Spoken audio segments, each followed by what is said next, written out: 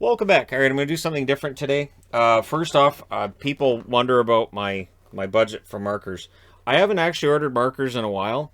What I started doing was every time they were on sale on Amazon, I would just order a box. So I'd be like, all right, I'm just going to order a box of those because they're on sale for half price. I don't need them right now, but they're markers, so they don't go bad as long as the caps are on them securely. And then just as a hey, I've also got this one, which is mostly the bigger markers.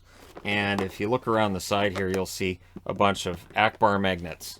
So there's some magnets in this one underneath all the markers. Some of them are duplicates. So I want to talk about the review process. So I want to lead you guys through this because I do get questions about this. And then, of course, in review videos, in the comment section, there'll be you forgot. Last night was crazy. So last night's a good example of how this process works. So there were 10 games on last night, right? One of them, of course, starting 2 hours later than everything else had started because, of course. And it didn't leave me enough time in between to review a bunch or anything. And so, it is what it is. The review ends up posting later. So the first thing I do is I make sure, obviously, all this gets cleaned off. I make sure I've got all the goaltending matchups. I make sure I've got all the period magnets on, and I make sure there's a 1, 2, 3, and 4. 4 denoting overtime, right? I've thought about putting up a 5 for a shootout, but that doesn't make any sense because it's not actually a period of hockey. So I just write shootout on the board. But it's evolved over the years. Now, obviously, I've decided this year to go all in on the helmet decals. So what I use, I've got the last sets here. I'm done. This is the end of it. So I've got a white set for St. Louis. I've got another set for Boston because Boston and Pittsburgh are very close. So I want to have another set for Boston, and then, I can borrow here and there. The big difference between Boston and Pittsburgh, like it's really not much of anything. The 4 is a slightly different shape. It's there's a slight difference there, but yeah, I use Pittsburgh as Boston magnets. And yeah, it drives me nuts. And then I've got these ones here, which are Vancouver. They're in white, but there's a clear layer around. So if I put them on the magnet sheet, and I don't use the stuff with the sticky adhesive anymore because that's aggravating. So I use the stuff without the adhesive. I just put the stickers straight on it, and then I cut around them so that the black background shows up. So the black is an outline around it. So even though the numbers are completely white, I make sure I've left enough black there, which is okay. So again, these are San Jose. Yesterday I decided all the road teams for the period numbers, all the home teams for the scores. So these are Carolina, Islanders, Nashville, Minnesota, Montreal, Tampa, Florida, and Washington, who share the same font and colors. So that's fun. But I have Capitals ones that are blue. So sometimes I use the blue Capitals ones, sometimes I use the red ones. On nights where Florida's playing, I kind of like to use the blue ones because then I don't have to worry about running out of. Anyways, it's just one of those things I worry about. But that's there. So I make sure I have all the goaltending matchups and then the games get started. So there were 5 games to start the night. First periods, more notes than the second periods because when we get to the second period, that's where you have 8/9 games running. The ninth game was Columbus and Dallas, started at 5:30. So the way that I did this last night was that the first period of all of these games I'm able to watch as much as possible. So I change channels when there's a commercial. I change channels when there's a stoppage. I change channels if there's a long review going on and I can already tell what's happening. So like, for instance, when it's an offside review and they show an angle and I go, yep, that's offside, I'll write on the board offside, no goal, and then I move to a different game because I know what the call is going to be, and so I change channels. And I make sure it's just on the TV because I tried for a while there having a game on my phone, a game on the computer, a game on TV, and it's too much noise. So I have a game on my computer when we get to 7 games, and then anything beyond 7, I have to abandon one. So last night, it was Florida-Buffalo at first because Buffalo's beating them 3-0. So that's kind of my rule is if there's a lopsided game, then I'm going to have to, pay less attention to it and see what happens with the other ones that are closer. But then, of course, in the third period, because Florida had made things very interesting, I had to pay close attention to that because it's Florida, and that's what happens.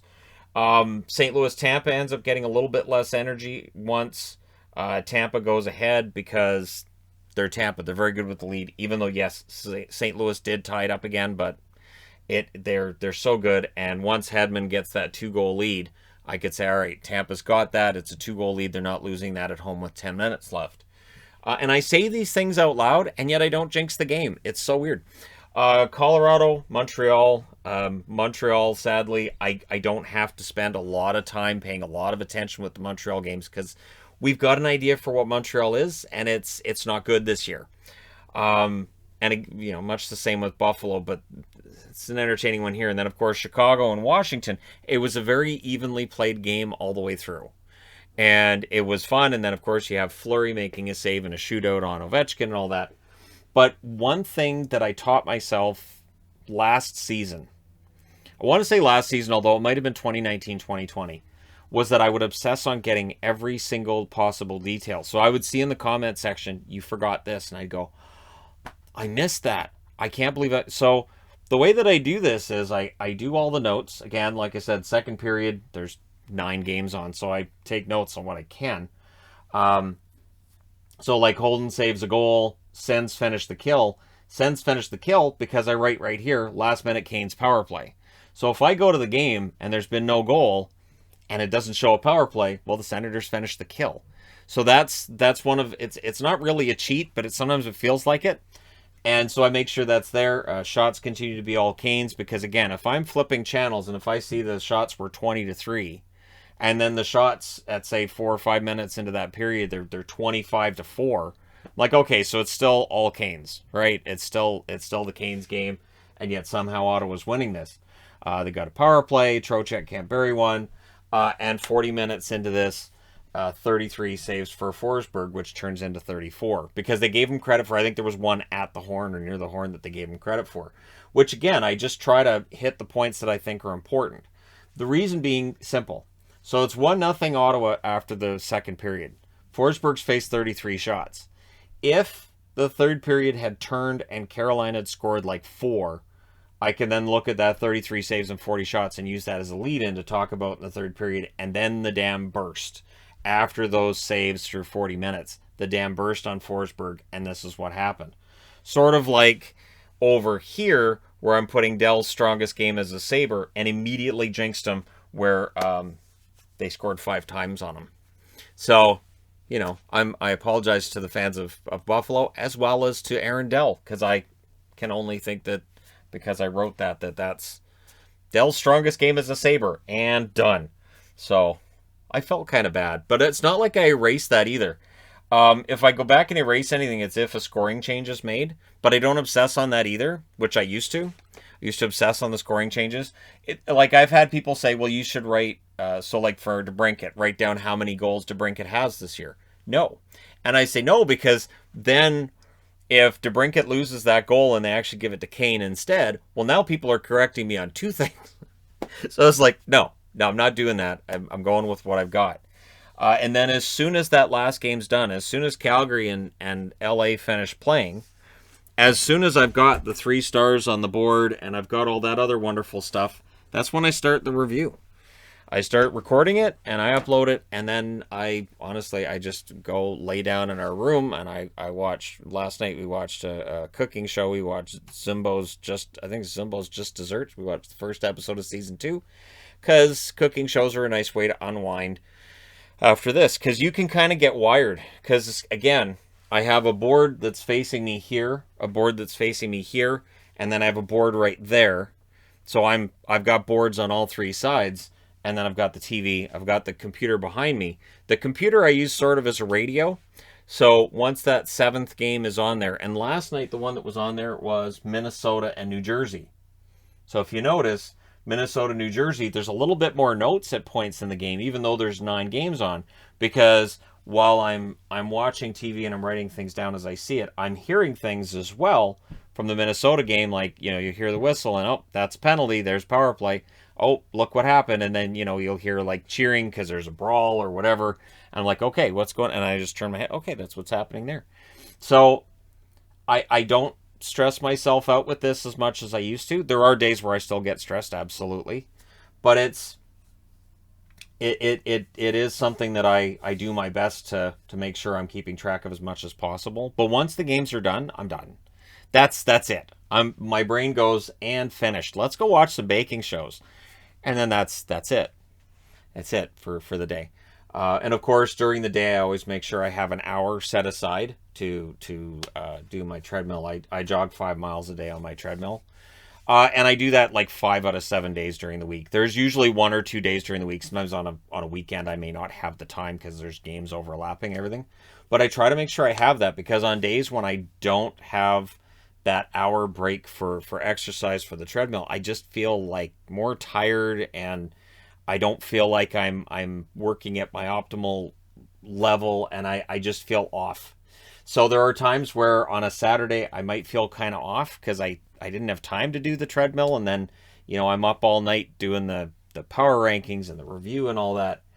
And yeah, I really appreciate the days where I can take an hour. And that's the difference too between the way that the channel used to work and the way that it works now. It used to be that as soon as something happened, I was like, I have to do a video immediately. I have to do immediately. And now it's like, okay, that happened, but I need to do my treadmill now. So after I'm done doing that, then I'll do the video on it. So like yesterday's second news video. All right, I'll do the video on that after, because I know that I have to make sure that I'm doing my best to, stay in my tip-top form, both mentally and physically. And although I know the camera's not all that flattering, so there's that problem too. But I know that because people always guess that I'm like an extra large or double extra large. And I'm like, I'm trying not to take that personal, but sometimes, right? Finger guns. So yeah, this was a crazy night, and of course the only difference really between this night and a Saturday where you might have 14 games is that where I get the break from 5:30 to 7:30 before another game starts. On the big 14 game nights, I'll probably have 3 games starting at 7, one starting at 7:30. I might have one starting at 6 in between, and so it's never ending. So it's just a matter of getting through that first 2.5 hours, right? 2.5 hours. These games are all done, and then you move on. But I wanted to give you guys kind of a peek behind the curtain, a look at things and how I do things. And yeah. And so, yeah, there are things that do get missed because I don't watch the highlights. Like in between periods, I want to be like, well, you go in between periods, they do all the highlights. In between periods, I'm flipping channels. I'm trying to find, okay, what's going on over here? Because again, they don't all start at the same time. So if this game's going to a break and they're going to show highlights from around the rest of the NHL, that's nice. But this game's probably coming back, or this game's coming back, or this game hasn't finished the first period yet. So I just keep going looking for live footage so I can take notes on that. And the other trick, I do my best not to goal chase. I used to goal chase where, my phone would alert me, hey, Ottawa scored. And I go, oh, okay, I'll go over to that game. Well, that game just had a goal in it.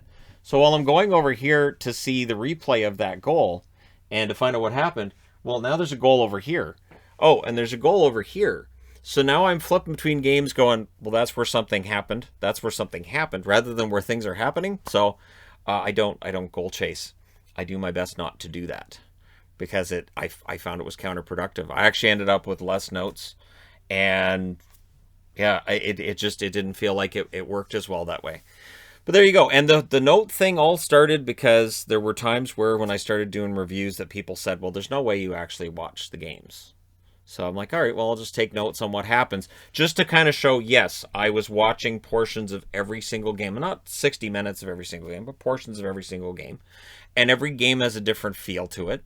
You might have a game where there's a lot of hits. There's a lot of scrums after whistles. There's a lot of you come here a minute. Oh, yeah, you come here a minute. And then there might be a game where it's free-flowing and there's not a lot of that going on. There might not be any penalties. And every game has a completely different feel, which I try my best to bring across when I do the reviews as well, that every game is a completely different experience, which is kind of fun. Because some games, as soon as they're getting started, like a Florida game, you're going to see some craziness. Washington game, you're going to see Ovechkin getting set up and probably blasting one in the net. He's this close to 750. Tampa games, you're watching one of the best organizations in the league, and right now their kid line is a lot of fun to watch. Colorado games, I'm just going with the teams that win here, and Washington, because of course. And for the Hawks, they have nicely recovered from that start to the season. The problem is that start to the season kind of buried them, so they're slowly digging their way out. Colorado, it was nice to see them bounce back from what was a very un-Colorado-like game against Toronto. Toronto also played an excellent game, and that's the thing too, is that you can have one team playing really well and the other team playing badly at the same time. And yeah, so there you go. And I do my best to make sure that the fandom part doesn't affect things.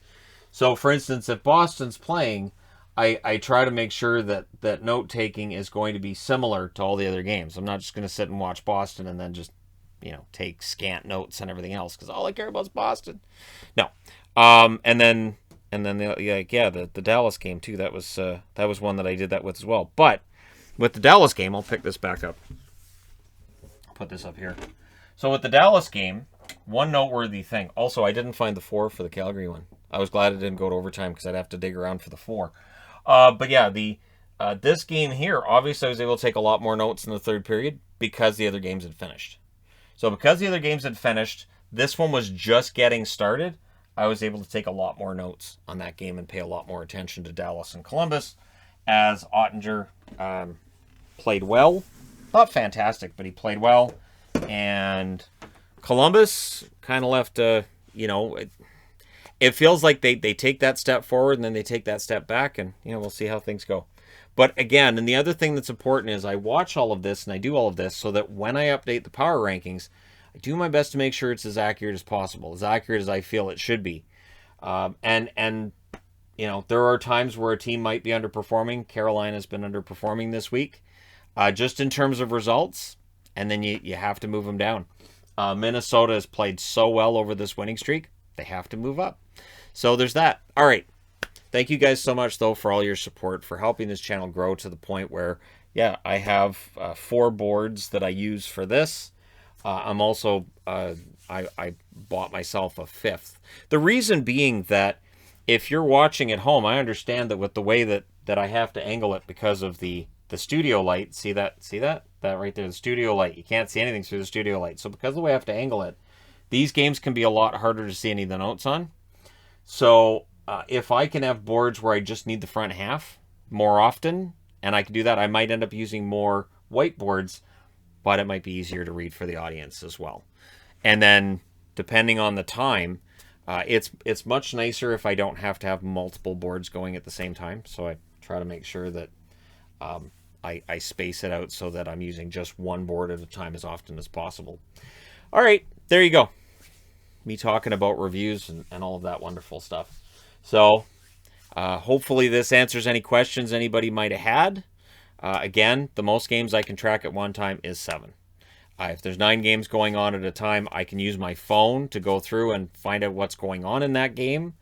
But in general, 7 is kind of the max, because when I try to go beyond that, it kind of fries my brain.